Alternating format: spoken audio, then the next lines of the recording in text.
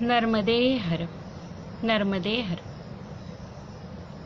जिसको जन्म जन्मांतर के भाग्य के कारण, शुभ पुण्य के कारण नर्मदा माई और भगवान महादेव की कृपा से परिक्रमा का बुलावा आता है, वह व्यक्ति परिक्रमा को जाने के लिए आतुर हो जाता है और फिर वह एक दिन परिक्रमा में निकल पड़ता है।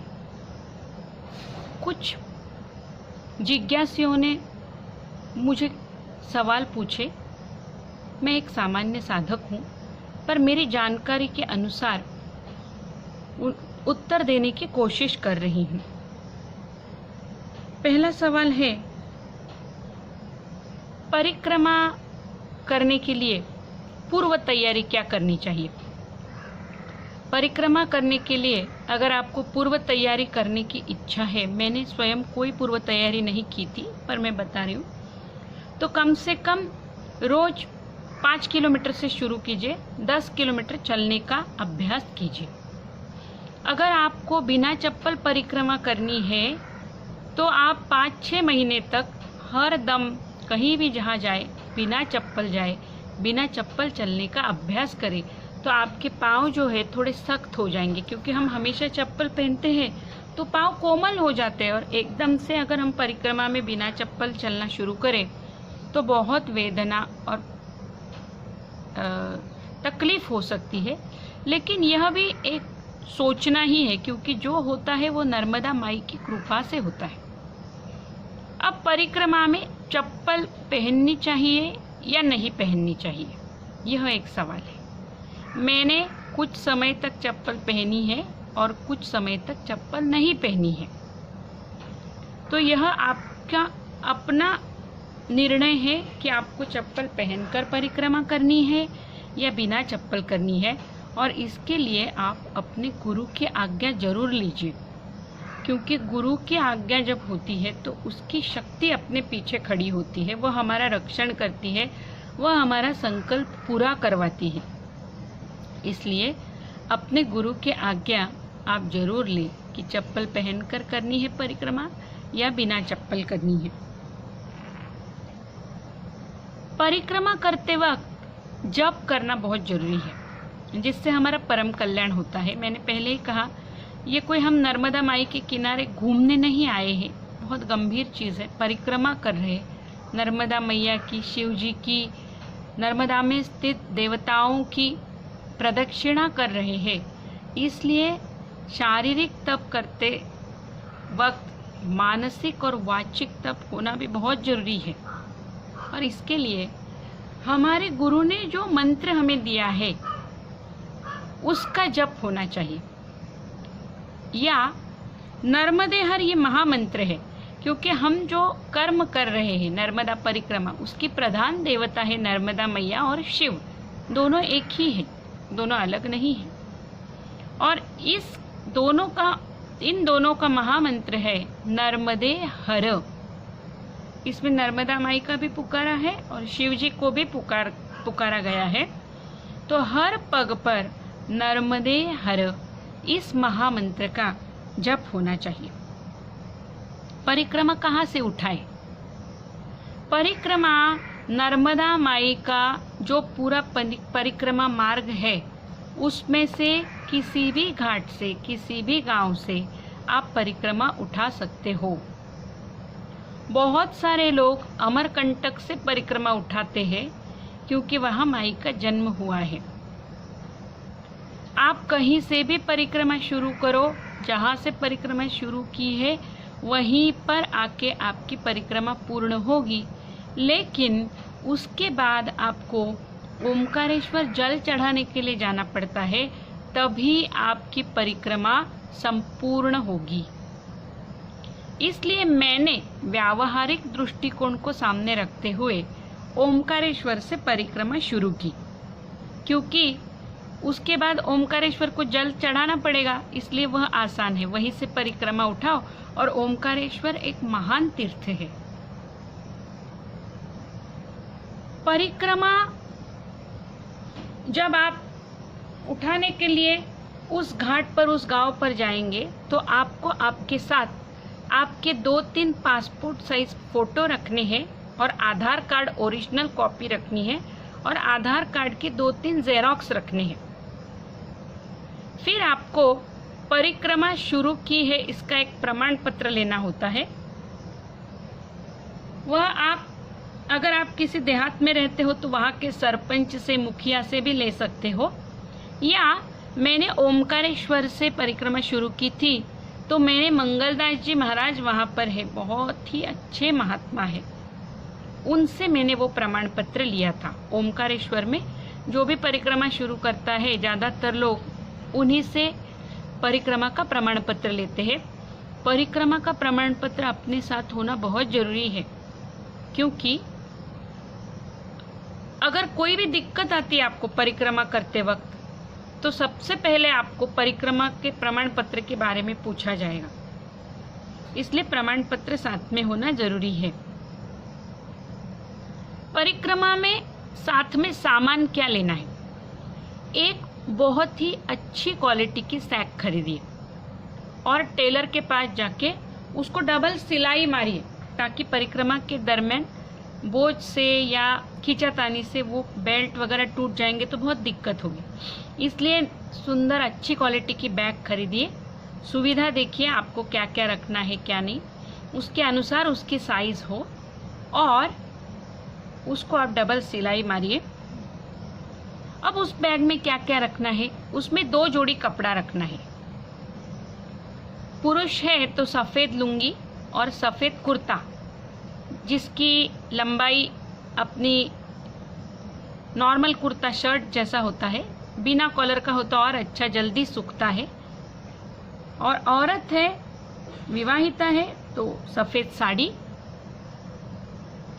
और अगर लड़की है, कुमारिका है तो पंजाबी ड्रेस, पंजाबी सूट, सलवार कुर्ता और दुपट्टा। कई औरतें भी सलवार कुर्ता दुपट्टा पहनकर परिक्रमा करती है, इसमें कोई दिक्कत नहीं है। अपनी जो वेशभूषा है वो शालीन होनी चाहिए। और हम भगवान की प्रदक्षिणा कर रहे हैं तो भगवान को सम्मान देने का एक तरीका है। मैंने शुरू में पंजाबी ड्रेस पहना था, फिर 2-3 महात्माओं ने मुझे टोका कि भगवान के प्रति अगर आपको आदर दिखाना है तो आप एक आधे उम्र की औरत हो, साड़ी पहनो। तो मैंने कहा कि मुझे यह सुविधाजनक लगता है पंजाबी ड्रेस। तो वो थोड़े नाराज़ होकर बोले कि क्या आप सुविधा देखने यहाँ आए हो? फिर मध्य प्रदेश की इन सारी औरतों को देखो जो परिक्रमा कर रही है, वो तो साड़ी पहन के पल्लू लेके आराम से परिक्रमा कर रही है, बोझा उठा के। फिर आपको ही क्या ऐसी दिक्कत हो सकती है?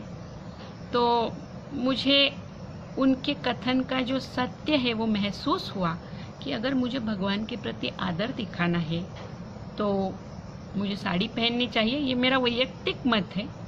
भगवान का आदर तो मन में होता है, बाहरी नहीं होता है।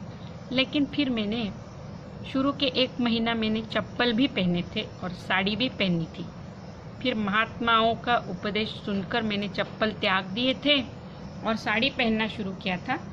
बीच में जब धूप का मौसम आया तो मुझे बिना चप्पल चलना अशक्य हो गया, मेरे पाँव में बहुत जख्म हो गए थे। तो मैंने माई की आज्ञा लेके फिर 1 महीना चप्पल पहने। उसके बाद पहली बारिश हुई तो मैंने चप्पल पहनना फिर से छोड़ दिया। संकल्प लेते वक्त मैंने ऐसा कोई संकल्प नहीं लिया था कि मैं चप्पल पहनकर करूँगी या चप्पल बिना पहने करूँगी। स्वयं पाकी होना चाहिए या बना बनाया भोजन खाना चाहिए या सदाव्रत लेके। स्वयं पाकी होने से हमें बहुत फायदा होता है। हमारा भाव जो है वो बिगड़ता नहीं है, क्योंकि अन्न से ही हमारा संस्कार और देह, सूक्ष्म देह ये जो है अन्नमय है, ऐसा कहते हैं वो प्राण कुछ तो संतों ने कहा है। तो मैंने भी जहाँ तक हो सके खुद के हाथ से बना हुआ भोजन पाया है। पर कई जगह ऐसी है कि वहाँ सुविधा नहीं है, भोजन नहीं बना सकते हम, तो बना बनाया भी मैंने स्वीकार किया है, लेकिन बहुत कम बार। जहाँ तक हो सके आनंद से भोजन बनाओ और पाओ। भिक्षा मांगो। भिक्षा का अन्न बहुत पवित्र होता है, सदाव्रत का अन्न, उसमें कम से कम दोष लगता है। लेकिन हम इतने थक जाते, कई बार ऐसा लगता है कि तैयार भोजन मिल जाए तो अच्छा है तब हमें अपने आप को बताना पड़ता है कि हम एक तपस्या कर रहे हैं, इसलिए हमें थोड़ी कठिनाइयाँ झेलनी पड़ेगी। अब जो बेडिंग है उसमें क्या लेना है, तो फोम का एक ऐसे टुकड़ा आता है, फिलर भरते हैं ना बैग्स में वगैरह, उसका एक 6 फुट का और जिसकी चौड़ाई 2.5 फुट है ऐसा मैट्रेस बनाइए। वो बहुत लाइट वेट होता है, वाटरप्रूफ भी होता है।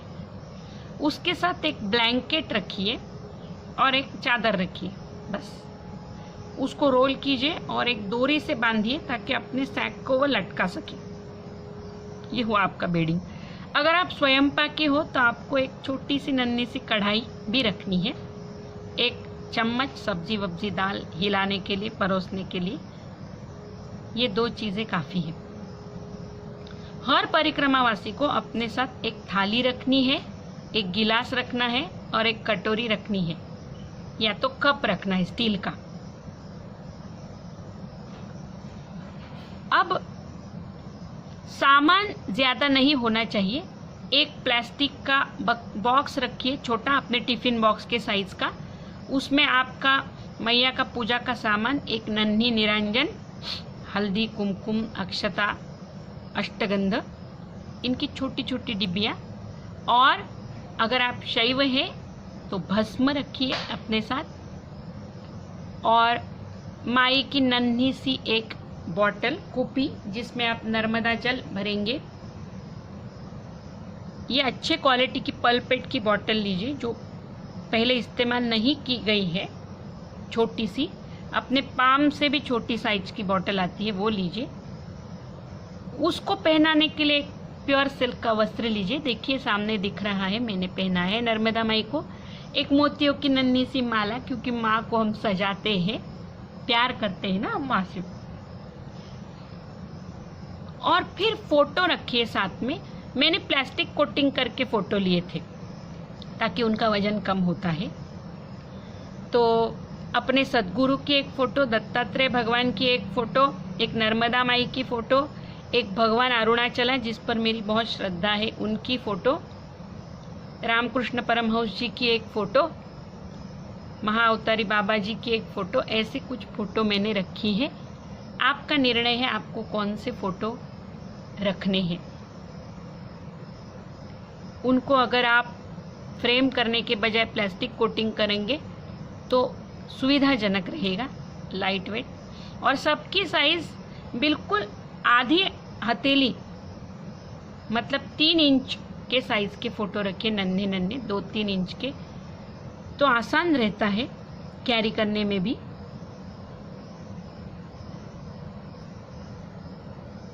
परिक्रमा जहाँ से आपको उठानी है वहाँ पहुँचने के बाद पुरुष अगर है तो पहले आपको क्षौर करना होगा, मुंडन करना होगा। उसके बाद नर्मदा माई में स्नान करना है। फिर अत्यंत विनम्रता से प्रार्थना करनी है कि मैं परिक्रमा कर रहा हूँ और आप इस कूपी में प्रवेश करें और मेरे साथ रहे और परिक्रमा निर्विघ्न पूरी कराए मैया। ये प्रार्थना करके कूपी में जल भरना है। एक सुपारी भी रखनी है, वो गणपति का प्रतीक होती है। फिर ब्राह्मण को पहले से वहाँ बुला के रखना है जिस घाट पर आप परिक्रमा करने वाले हैं, और ब्राह्मण से विधिवत संकल्प पूजन कराना है। संकल्प में आपको क्या क्या संकल्प लेना है इसके लिए आप अपने सद्गुरु का मार्गदर्शन लीजिए, और बहुत ही सावधानी से संकल्प के वक्त आपको जो बोलना है, क्योंकि उसको आपका उन चीज़ों का आपको पालन करना है। तो वो संकल्प कीजिए, पूजन कीजिए विधिवत। उसके बाद उस दिन आपको कढ़ाई करनी है। कढ़ाई का मतलब है हलवा बनाना है, उसका ही प्रसाद होता है। और कन्या पूजन करना है। जिस ब्राह्मण ने आपका संकल्प पूजन करवाया है उसको यथाशक्ति दान दक्षिणा देनी है और प्रसाद देना है। अगर आपको कढ़ाई बनाना उस वक्त शक्य नहीं है तो परिक्रमा दरमियान किसी आश्रम में फिर आप बनवाइए। कन्या पूजन मात्र आपको करवाना होता है उस दिन जिस दिन संकल्प लिया है, और उसके लिए आपको उन कन्याओं को कुछ दक्षिणा देनी है, वस्त्र देना है, उनको कुछ श्रृंगार के साहित्य जैसे है मालाएं या सिर में लगाने के तरह तरह के बेल्ट, चूड़ी, वस्त्र, इस तरह से उनको देना है और कन्या पूजन करना है बड़ी विनम्रता से। कन्याएं नर्मदा माई का ही प्रतीक है और इस तरह से कन्या पूजन के बाद आपकी परिक्रमा शुरू होती है। नर्मदे हर, नर्मदे हर, नर्मदे हर।